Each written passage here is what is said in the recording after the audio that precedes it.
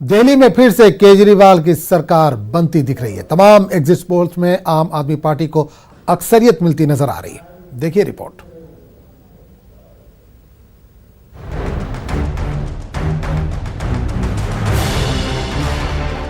Delhi assembly इंतखाबात के नताइज तो 11 फरवरी को आएंगे, लेकिन इससे पहले चुनाव के दिन हुए तमाम एजेंसियों के एग्जिट पोल में दिल्ली में फिर से आम आदमी पार्टी की सरकार बनती दिख रही है। किस एग्जिट पोल में किस पार्टी को कितनी सीटें दी गई हैं, आइए अब सिलसिलेवार तरीके से जान लीजिए। सबसे पहले टाइम्स नाउ और इप्सोस का सर्वे जान लीजिए। टाइम्स नाउ और इप्सोस के एग्जिट में आपको 47 सीटें दी गई हैं, जबकि बीजेपी के खाते में 23 सीटें गई हैं। वहीं कांग्रेस और दीगर की झोली खाली ही रहेगी।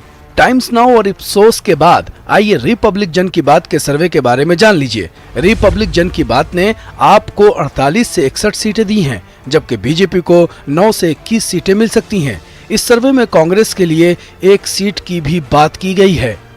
आइए अब आज तक एक्सिस माई इंडिया के एग्जिट पोल के बारे में जान लीजिए। आज तक एक्सिस माई इंडिया के सर्वे में आपके लिए 59 से 68 सीटें आ सकती हैं, जबकि बीजेपी को 2 से 11 सीटें दी गई हैं। सर्वे में कांग्रेस के लिए 0 तो दीगर के लिए 4 से 6 सीटों के इम्कानात हैं। बात एबीपी सी वोटर के सर्वे की करें तो दिल्ली में एबीपी सी वोटर के सर्वे में आपके लिए 49 से 63, बीजेपी के लिए 5 से 19, जबकि कांग्रेस के झोली में 4 सीटें गिर सकती हैं। इनके अलावा दूसरे एग्जिट पोल में भी दिल्ली में आम आदमी पार्टी की हुकूमत बनती नजर आ रही है। Bureau report, news 18 Urdu. Delhi Congress से सुभाष चोपड़ा का कहना है कि तमाम एग्जिट पोल बेकार है, इनमें कोई हकीकत नहीं है। मैं इसमें यकीन नहीं करता। इन्होंने पहले भी एग्जिट पोल ने हरियाणा के बारे में 8 सीटें कही थी, महाराष्ट्र में टोटल मिला के बहुत कम सीटें बताई दी है, एनसीपी और कांग्रेस की 50 के करीब बताई थी। लेकिन दोनों के उस वक्त भी दोनों स्टेटों के लिए एग्जिट पोल फेल हुआ। अब भी मुझे पूरा यकीन है कि जो भी एग्जिट पोल है टोटली रॉन्ग है और परसों 11 को रिजल्ट आ जाएंगे, उसके बाद देखते हैं। Let us wait till the end of the outcome of the. AAP leader Atishi ने कहा है कि दिल्ली की आवाम ने केजरीवाल को दोबारा लाने का मन बनाया है। वहीं इन्होंने मनोज तिवारी के 6 सेंस वाली बात पर तंज भी किया।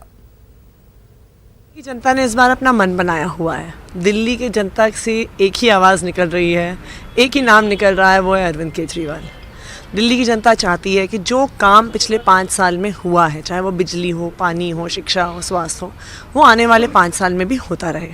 और इसीलिए आप देखेंगे 11 तारीख को जब रिजल्ट आएगा, भारी बहुमत से आम आदमी पार्टी चुनाव जीतेगी। अब बताइए इस पे क्या कमेंट किया जाए। उनकी 6 सेंस क्वालिटेटिव है, क्वांटिटेटिव है, उसका सैंपल साइज क्या है वो कैसे अपनी पोलिंग करती है, तो मनोज तिवारी जी बताएंगे। वहीं एनसीपी लीडर नवाब मलिक ने कहा कि 11 तारीख को दिल्ली असेंबली इलेक्शन के नताइज भी एग्जिट पोल के मुताबिक ही आएंगे।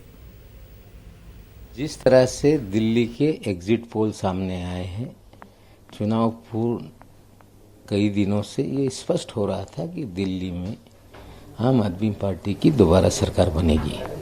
लेकिन जिस तरह से पूरे चुनावी दंगल में भारतीय जनता पार्टी ने चुनाव को पूरी तरह से ध्रुवीकरण करने का प्रयास किया, हमें लगता है बहुत ज़्यादा उसका असर नहीं हुआ। दिल्ली की होशियार जनता है। अंदाज ये है कि जो एग्जिट पोल आया है 11 तारीख को उसी तरह के नतीजे आएंगे।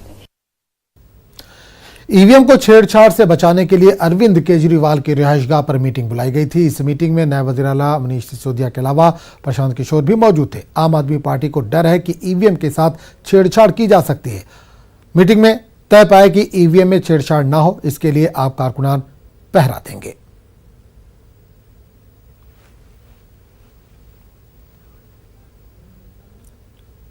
और इन सब के दरमियान दिल्ली बीजेपी सदर मनोज तिवारी का कहना है कि बीजेपी अक्सरियत से सरकार बनाने जा रही है और इसलिए आम आदमी पार्टी अभी से ही ईवीएम को लेकर सवाल खड़े कर रही है।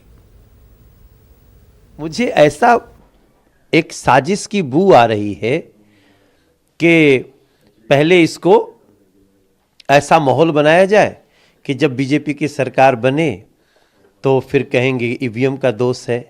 हम भैया ईवीएम को दोष नहीं देते, जनता अपना डिसाइड करती है। हम झारखंड नहीं जीत पाए तो हमने ईवीएम को दोष नहीं दिया है। हम जहां नहीं जीत पाए वहां भी ईवीएम को दोष नहीं दिए, और जहां जीते हैं वहां भी ईवीएम की तारीफ नहीं करते हैं। जनता के जनादेश का हम सम्मान करते हैं। 11 तारीख को दिल्ली में बीजेपी की प्रचंड बहुमत की सरकार बनने जा रही है, ये तय है।